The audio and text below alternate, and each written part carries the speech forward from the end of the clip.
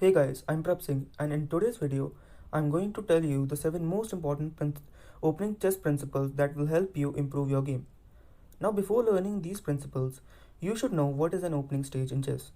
An opening is the first 10 to 12 set of moves of the game which can determine your middle game or even the entire game. Now, to begin with the principles of opening, the first and most important principle is to control the 4 central squares of the board. By central squares, I mean these 4 squares: e4, e5, d4, d5. And this is because any piece in the center controls the maximum number of squares. For example, a knight in the center controls 8 number of squares, whereas the knight in the corner controls only 4 squares. And remember, always try to move your pawns first.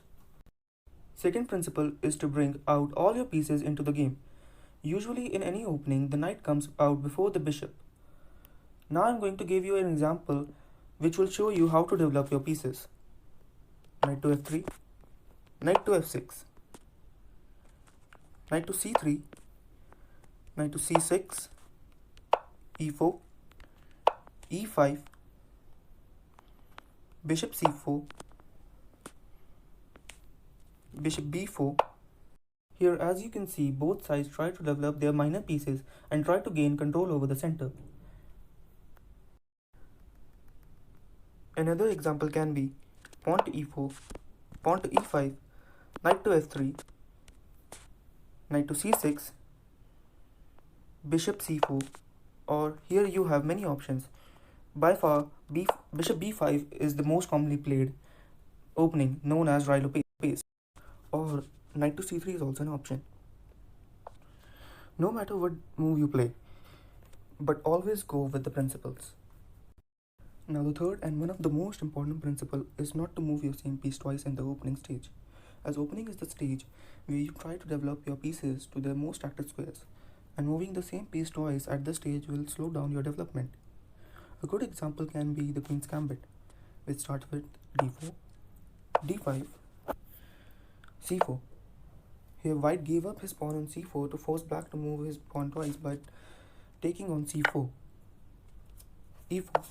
Even if white has given up his pawn, he can compensate the loss later and can still have a much better control over the center. This is the reason why most common reply to d4 is accompanied by c4 is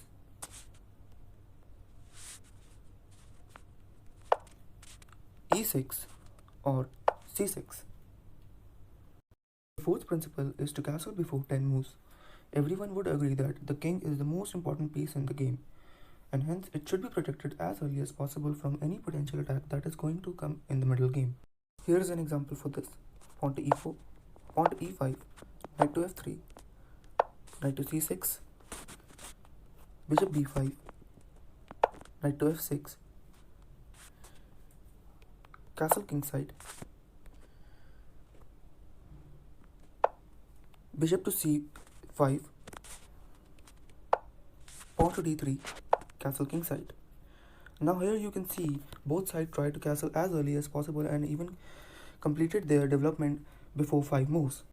By castling, you will place your king in the position where it can be safe from the activities going on in the center of the board. Fifth principle is to develop with a purpose.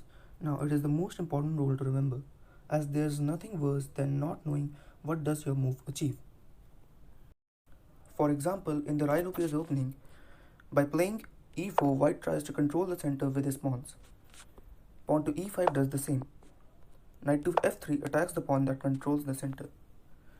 Knight to c6 protects the pawn that controls the center. Bishop to b5 attacks the knight that protects the pawn that controls the center. So remember, move with a purpose. The sixth principle is to always look for the threats of your opponent, even if it takes to break some of the basic principles mentioned above. For example, if in this case your opponent plays queen to h4, just take the queen with your knight. Even if you would need to move your knight twice. I know that queen to h4 is just impossible and only an idiot would do that, but the point here is to always look for your opponent's threat. The seventh principle is an exception. By exception, I mean you don't always need to accomplish it, but if possible, you should do it, and that is to connect your rooks. Theory says that your opening is only complete when your rooks are connected. Here's an example for this. e4, e5, knight to f3, knight to c6, bishop to b5, knight to f6, knight to c3, bishop c5, castle, pawn to d3, pawn to d6, castle king side, bishop g5, bishop e6, queen to e2. Here, as you can see, white has connected his rooks, and this will help him protect his last rank from any potential attack. By connecting your rooks early in the game, you could protect your last rank from any attack, and it will also help you to achieve more safety for your king. So these were the 7 basic principles of chess opening that you should know before starting to learn any new opening. So let's summarize what we learned in this video. The first principle is to control the center squares like e4, e5, d4 and d5.